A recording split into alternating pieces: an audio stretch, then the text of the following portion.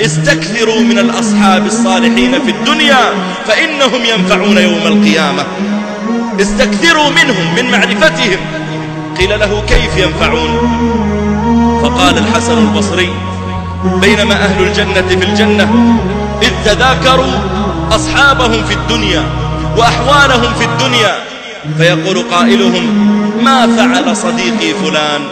أنا كان عندي صديق في المدرسة أو ربما في الحي الذي أسكن فيه أو في الجامعة أو في العمل معي، ما فعل، لا أراه في الجنة، ما فعل صديقي فلان؟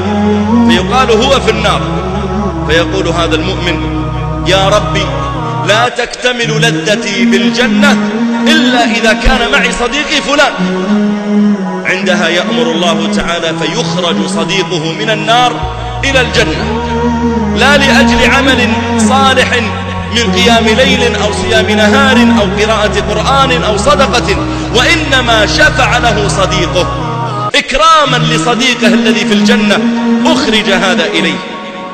فيقول أهل النار عجبا من شفع له؟ أبوه شهيد؟ فيقال لا. أخوه شهيد؟ فيقال لا. شفعت له الملائكة الأنبياء؟ فيقال لا، وإنما شفع له صديقه فلان.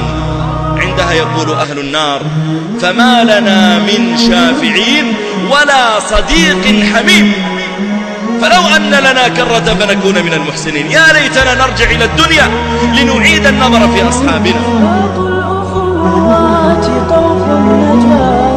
لأجل إلهي نزيد امتنان.